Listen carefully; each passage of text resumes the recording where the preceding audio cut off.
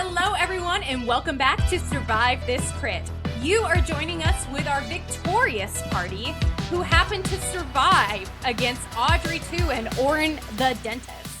So, players, I want to give you a chance to answer a couple questions, and I have a couple POVs from a DM's point of view, and give you a chance to promote anything you're working on or anything like that as well. I wanted to kick us off with the film, which Adam figured out as soon as he saw the first map. He goes, Little Shop of Horrors! And I was like, man, this man knows musical theater way too well, and I love it.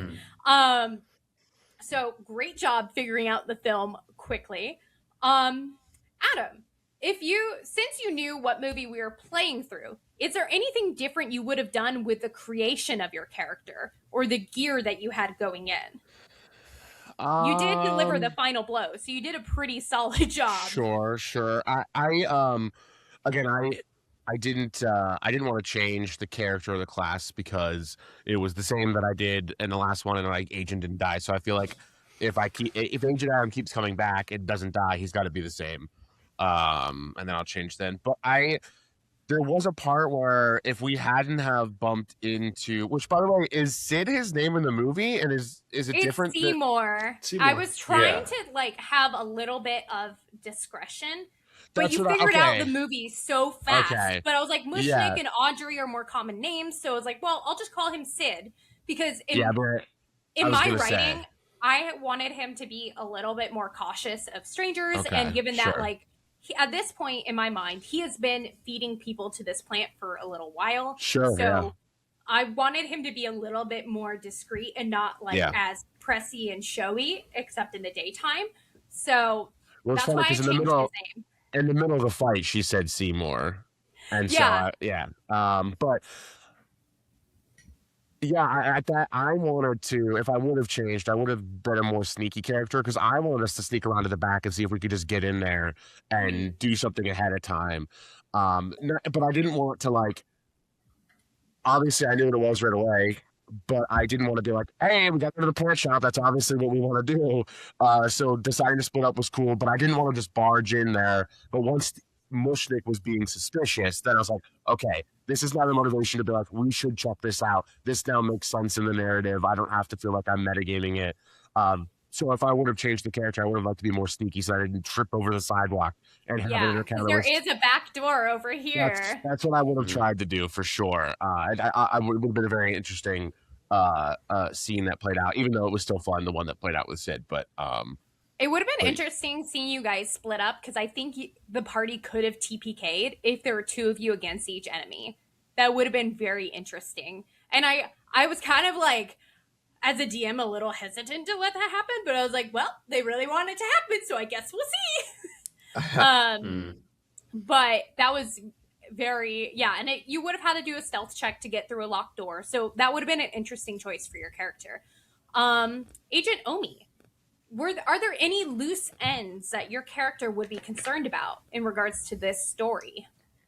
Oh, yeah. We fully left a dead body in the dentist office, didn't check his desk for notes, didn't, his ledger or anything. We just straight up killed my dude and then left. And we're like, we'll come back and deal with this later. It's okay. Admin will clean that up. It's okay. Yeah.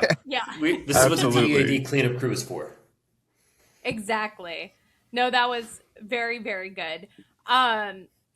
Since this was your first time playing with us in this group too, is there something that you learned specifically about your character? Or your gameplay style above table too? Yeah, I think, it's kind of as you said in the beginning that we had two bards, but we were playing them very differently, which is what I was hoping for, and it happened really well. I think just the vibes only of Agent Omi are very good, and he's very utility because I built him that way. And then above table I saw Chandler not really using his spell slots early, so I was like, okay, great, I could use all mine real quick, and surely he's got some healing things. And then as soon as I burned my last one, he's like, oh, I don't have healing word. I was like, oh Oh, yikes! Because I haven't.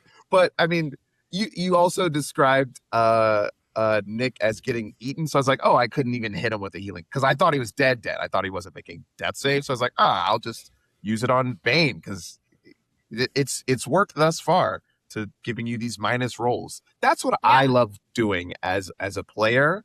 Is I'm terrible at rolls, so I build stuff to make you roll. I love that. It's such a good choice too. I think your spell slots I mean, I just didn't take Healing Word. I took Cure Wounds just for flavor purposes, but I think you using that spell slot on Bane was ultimately what led us to get to a position to save Nick in the first place. Because if you had not Baned Audrey, then my Regurgitate command would not have taken. And that's Nick true. would have been plant food. Yeah. Nick would have been dead. No. I refuse to believe that. I had so much confidence going into the death saves that I was like, you know what, two in a row. That's the perfect setup for this three in a row. Just success. This is gonna be such a better story because of it. But I'm glad you guys didn't have to make me prove that point. What were your rose and thorns, if you will, your high points and low points of the game, Agent Nick? Gosh, I was so excited going into this. Like I haven't actually gotten to play Monk before, and I just seeing how this all went, I was like, man, I feel so powerful, especially beating up that other regular man. But it was justified because he was a terrible person. Yes. Yeah. Yes. I felt so awesome. Definitely what I would do better next time would, I noticed as soon as because I had the same thought as Chandler, which was, it's a plant. I need to have some type of incendiary prepared. I immediately went to my inventory and realized I don't actually have any inventory. So next time, yikes! I need to make sure there's something in my inventory. Nice. I take that story wise as I just forgot. I forgot to pack my stuff that day. No, honestly, that tracks, and that's completely a fair and human reaction. Agent Chandler, what did you learn about your character and your character learn about themselves in the gameplay? That's a good question because my last agent did perish an untimely death, and he was a monk. I had fun playing a monk, but this time I put a little bit more thought into how I wanted to build my character, and so I was going with this plan of kind of a little bit of how I was hired at my current job, where I was definitely actually a personality hire, and then through the course of working there the past few years, I have become the expert of how a lot of our systems work. So spoilers, if Agent Chan continues to live longer, he will be multi-classing into an artificer bard combo, a bard with a gun, if you will. So gun being Bartificer? very fitting. Yeah, the bartificer. So I didn't know how I was going to play this as a bard who was not musically inclined, who was just there to be cheering everyone up and getting everything going. And I think he learned that sheer optimism can really be helpful. He learned that just because he's a bard, he can still be smart. He can still investigate. He can still work with his surroundings to come up with solutions, even if he doesn't get to use them, like the fire and the oil not necessarily getting to ignite, or the backup plan of tossing a nitrogen tank into the plant's mouth and firing a gun at it so it explodes. I figured that was the backup plan, and I was curious if you were going to try to do that with Nick still in his mouth. Then that's why I it was was a hoping backup. it was not.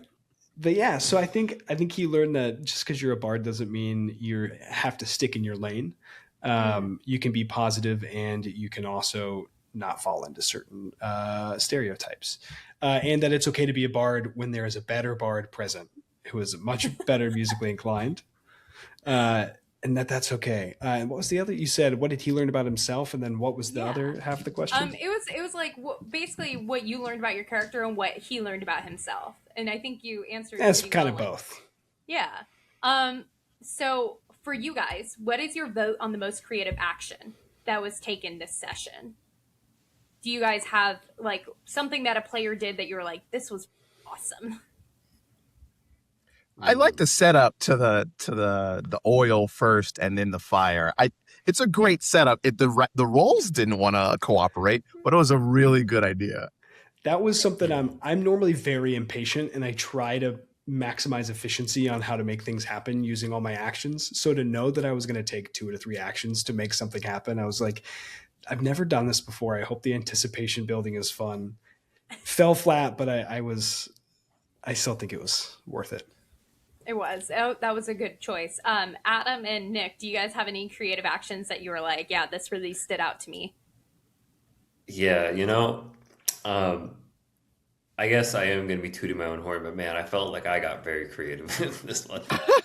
even though it failed spectacularly, we're not focusing on that. We're focusing on the coolness of it, and right, the diving idea into of the mouth.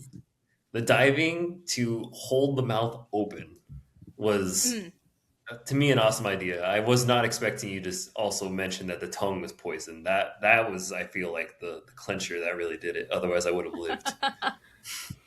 Yeah, we like a little surprise in there. I like when players tie what their character is doing into the real world and reality, and so Omi and their spell casting and music being real songs and real beats and stuff. I love when bards do that in general, but making it to take life in the real world is really cool. So when he did both songs were probably my favorite bits. That's why it was such a good time. Mm-hmm. And I got to give a shout out to all the sick one-liners that Adam had. He's said everything that I like to think I have going through my head at all times, but he's just way. And it's way funny. better. We talked about this off camera after the last time I did an episode where we did the Frozen with me, Nick, and Chandler, and we talked about how we're supposed to be playing ourselves, but different versions of ourselves. And so I'm this barbarian version of me.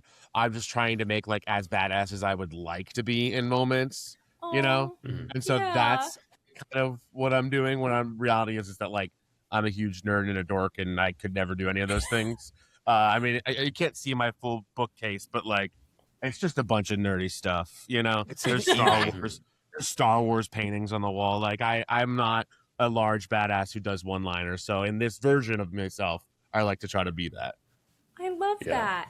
Well, I definitely want to. Oh, sorry. I was gonna say I want to hop on the moment.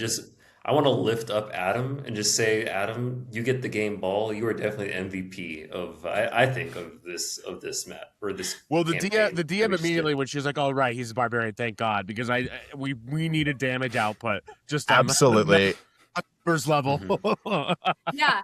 So the plus side is you guys all level up to level 2. Because you guys killed beasts that were 50 HP and 35 HP, which is significantly higher than what you guys are. From the DM's point of view. So when I watched this movie, I'd never seen it, and I was like, "Holy shit, this is amazing!" Oh man, so good. I knew the soundtrack because I went to musical theater camp and we played the soundtrack a lot. But I thought having 2 bosses, a minor boss and a major boss, would be really fun. If you guys are on the hunt for a serial killer, your characters below table would suspect the weird dentist who's into torture and pain. Mm-hmm. So I really enjoyed playing in that space with you guys. And the creation of Audrey, if she had reached humongous level, you guys would have been so screwed. I was wondering about the mechanics of the enlarging, and I was like, oh man, I know if it gets bigger, it's going to be really bad. Yeah, so when I took a few different inspirations, I looked at what some other people had made for Audrey 2s, but I also had to scale it back because you guys are only level 1. So its AC was 16, which is fairly high for level 1 players. Yeah. And I also had to keep in mind that I wanted to give it 2 actions per turn, but that wouldn't have been fair to you guys. I think you guys would have been cooked. So I kept it to 1 action and a bonus action. But basically how the mechanic with growth worked was every time that there was blood spilt or injuries, HP taken away, that totaled to 20 throughout a duration, it would grow a size. And once it reached the humongous size, it could repopulate and create babies. And you guys would have been so screwed at that point because there would have been like 7 more babies that could have fought you. And that's also, I mean, there's the musical, and in the musical, there's different alternative endings to where that happens. Like in the movie, I'm pretty sure they blow up Audrey too, and everything's okay. But like, there's an alternative ending of the musical where I actually don't even know if it's alternative. I think it might just be the world. It's the world apocalypse. Yeah. Yeah, and like Seymour feeds Audrey too when she's dying, and she's like, "Feed me to the plant, so that you can keep going." And then like I saw a perform once in a theater where they dropped like stalks of vines through the lights in the ceiling, and they came all the way down when they were singing the song. And the song is "Don't Feed the Plants." Yeah. So I wondered if there would be a mechanic where it would have extra Audreys. So that's cool. Yeah, there would be extra Audreys, and every size the vines would grow as well. So every size that it leveled up, the vines would grow an additional length of 15 feet that it could reach. That's tough. So while its HP wouldn't have necessarily changed, its resistances would have increased every time too. Which if it got into the humongous size, like it would have been resistant to bludgeoning and piercing, and that would have been really upsetting for you guys. But at the same time, but not psychic. But not psychic. But at the same time, it was the whole time he was trying to be sensitive to the fact that we're doing this for level 1. It would be fun eventually to rescale this for like level 10 players, because I think we could get really down and dirty. But you guys handled everything like champs. I mean, I loved watching the teamwork. I loved watching Adam's like finish him kills, Chandler's final kill for Orin. The beatboxing in the background was so unexpected and shifted the vibe every time. And it made me so joyful as a DM. And Nick just diving into the mouth without even like thinking was so good. I loved it. Well, for me, when I was building my character, I wanted to do elements of myself, and so I specifically put in, like, when I got the character flaws, it's like this character has a one-track mind and like cannot like what was it? Just the second there's a goal in mind, everything else, just the whole world shuts off, and it's just about reaching and achieving that one goal. So getting that embarrassment of just like, oh, I hurt the girl that was at the beginning, like, oh, here, let me help you by giving you a card. I was like, no, this character right now doesn't care about his own safety. Just get in there. Especially after you accidentally killed the NPC. That was pretty solid character choice. Using her as a weapon. I want to give you guys a quick chance to shout out anything you're working on, anything you're a part of, before we call it, because I know you guys have to go pretty soon. Yeah, I was gonna say, so I do have to split, but this was such a blast. What I will say last is that this is such a really, really cool creative podcast, and I've loved it since the first time that we heard about it, right? And it's so cool to step into these worlds through D&D, so I'm really glad you guys do this, and I'm hopeful now that I have more free time to join more. The only other thing I do is me and my best friend do a football podcast. It's called Simultaneous Catch. It's on Spotify. If you're a football fan, we've been doing it for 8 or 9 years now. Like, oh my God, we're doing it for a long time. So if you're interested in football at all, it's all NFL. We're just about to start season 9, covering the draft, and we'll do a live stream from the draft too. Thanks to Riverside, we did that for the first time last year. We were able to do like a full on live stream and like have guests and stuff. So it was cool. That's cool. Chandler and I do stuff too. We haven't done it in a while, so maybe it'll come back, maybe it'll not. But we've done stuff too. It's called We Eat Stories for Breakfast. It's pretty fun. But really, guys, this was a lot of fun. You guys are great. Thank you, Adam. Great meeting you, Adam. Bye, friends.